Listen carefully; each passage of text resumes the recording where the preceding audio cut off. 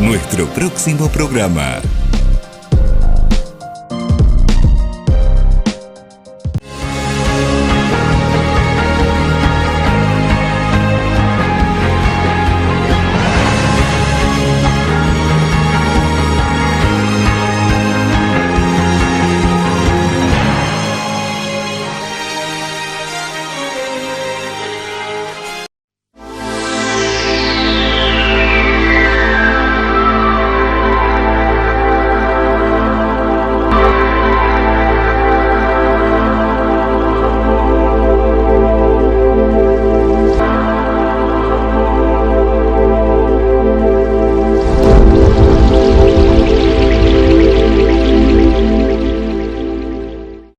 Evangelio según San Mateo. Jesús fue llevado por el Espíritu al desierto para ser tentado por el demonio. Después de ayunar 40 días con sus 40 noches, sintió hambre. Y el tentador, acercándose, le dijo: «Si tú eres hijo de Dios, manda que estas piedras se conviertan en panes». Jesús le respondió: «Está escrito, el hombre no vive solamente de pan, sino de toda palabra que sale de la boca de Dios». Luego el demonio llevó a Jesús a la ciudad santa y lo puso en la parte más alta del templo, diciéndole: «Si tú eres hijo de Dios, tírate abajo, porque está escrito, Dios dará órdenes a sus ángeles, y ellos te llevarán en sus manos para que tu pie no tropiece en ninguna piedra». Jesús le respondió: «También está escrito, no tentarás al Señor tu Dios».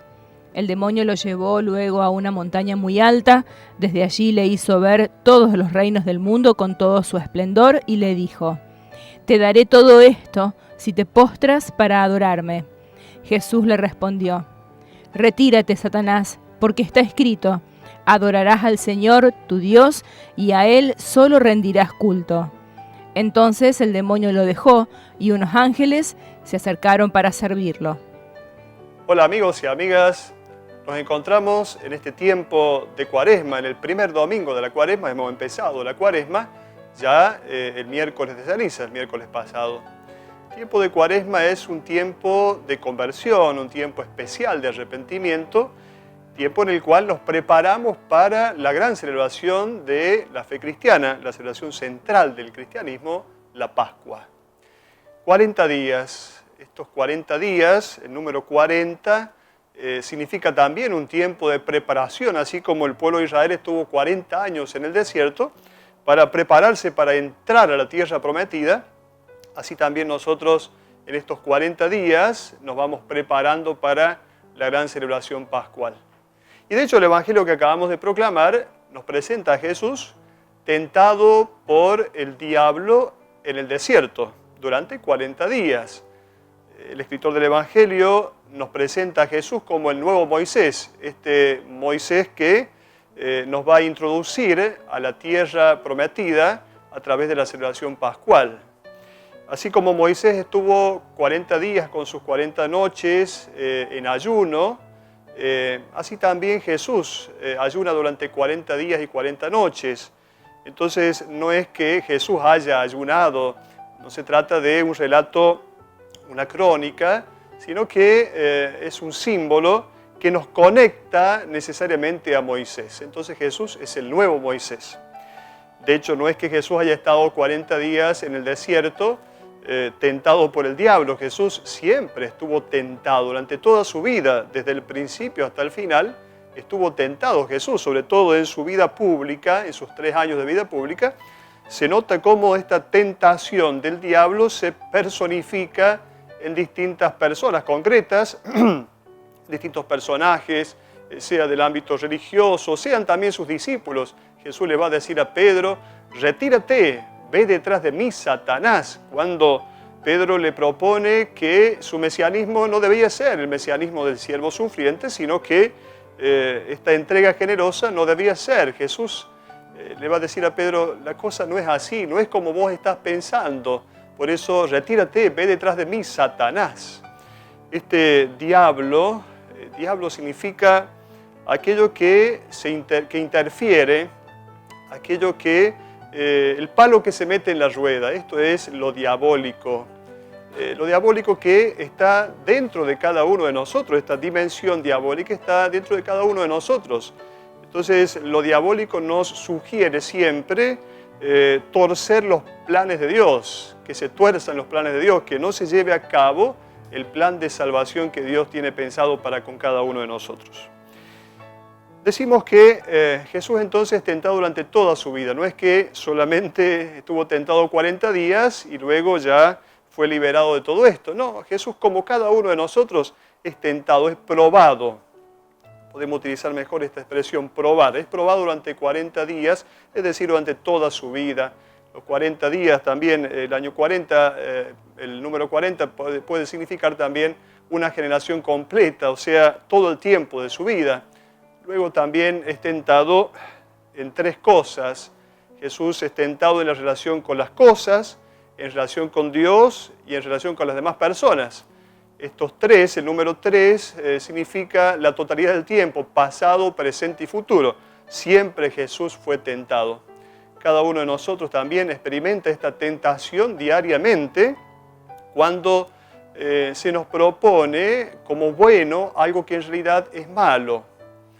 El texto que nos propone la Iglesia para la primera lectura está tomado del capítulo 2 y 3 del libro del Génesis, donde aparece un personaje simpático en aquel relato mitológico, un personaje simpático que habla, una serpiente que habla. La serpiente sabemos que tiene un símbolo, es un símbolo que tiene dos significados, significado de vida y significado de muerte. Ciertamente todos tenemos miedo a la serpiente porque nos muerde la serpiente y morimos, por lo menos si no existe una medicina inmediata, morimos. Por lo tanto, la serpiente nos mete su veneno mortal. Pero al mismo tiempo, la serpiente simboliza la vida. De hecho, en una farmacia, por ejemplo, aparece como el signo de la farmacia una serpiente enroscada. Entonces, la serpiente tiene este símbolo, este doble símbolo, muerte y vida. Es aquí entonces cuando se nos dice que la tentación se presenta como algo que nos da vida, como cómplice, sin embargo, por dentro contiene el veneno mortal. Se presenta como bueno, algo que en realidad por dentro es malo. Jesús va a vencer estas tentaciones. Jesús, igual a nosotros, es tentado, pero lo diverso es que Jesús vence estas tentaciones. Vence estas tentaciones con la misma palabra de Dios. Por eso también nosotros somos invitados a vencer la tentación desde la obediencia a la palabra de Dios, desde la escucha atenta a la palabra de Dios. Decíamos que Jesús es tentado en tres dimensiones. Justamente la tentación no es el pecado, no es lo mismo. El pecado es haber caído en la tentación, pero la tentación es una prueba para el crecimiento. De hecho, la tentación no es ni buena ni mala, ciertamente. Es una posibilidad para el crecimiento, es una posibilidad para la maduración, para reforzar nuestra identidad. Y la tentación para Jesús fue entonces la posibilidad que Él tuvo para reforzar su identidad de Hijo de Dios, para tomar conciencia cada vez más clara de esta identidad de Hijo de Dios. Jesús entonces es tentado justamente en esto, pero esta identidad de Hijo de Dios no a la manera como el diablo, esta dimensión interna maligna, no a la manera como el diablo sugiere, sino de la otra manera, como Jesús viene a ser Hijo de Dios. Entonces, son tres estas tentaciones. Primero, en relación con las cosas. Si tú eres el Hijo de Dios, haz que este pan se transforme, es que estas piedras se transformen en pan. Respecto a las cosas de este mundo, si tú eres el Hijo de Dios, es como si el diablo le dijera a Jesús, si tú eres el Hijo de Dios, por lo tanto eres parecido a Dios. Para ser parecido a Dios, tenés que tener cosas, todo el dominio de las cosas bajo tu poder. Toda la realidad de este mundo es tuya y entonces podés tener en tus manos todo esto que Dios ha creado. Entonces, en relación a las cosas de este mundo, somos siempre tentados. La tentación de dejarnos atrapar por las realidades de este mundo, cosas que son sanas, buenas, saludables, pero que cuando nos dejamos atrapar se convierten ciertamente en una idolatría, la idolatría del tener. Luego, el diablo tienta a Jesús en relación a la relación con Dios, lo que hace referencia a la relación con Dios. Si tú eres el Hijo de Dios, entonces todo lo que puedas hacer, hazlo tranquilamente. Total, Dios va a mandar a los ángeles para que te ayuden. Los ángeles, tenemos que entenderlos desde la Biblia, el ángel es el que colabora con Dios, el que nos acerca a la bondad de Dios, aquel que es un instrumento de Dios para acercarnos el bien, la bondad, la salvación de Dios. Este es el ángel. Entonces es el instrumento de Dios. ¿Cuál es la tentación aquí? Pensar que Dios soluciona todas las cosas mágicamente, que Dios es un mago que tiene en sus manos una varita mágica para solucionar todas las cosas a través de un milagro inmediato, a través de una intervención inmediata. Y entonces esta es la tentación, pensar que tenemos que decirle a Dios que actúe inmediatamente y entonces queremos, de alguna manera, pretendemos mágicamente, con una mentalidad mágica, apoderarnos de los beneficios inmediatos de Dios para nuestra vida intrahumana, para solucionar cosas que son de este tiempo, de este momento, así sea un problema de salud, un problema económico, le pedimos a Dios que intervenga a través de un milagro. Y si Dios no interviene, entonces empezamos a desconfiar en Dios.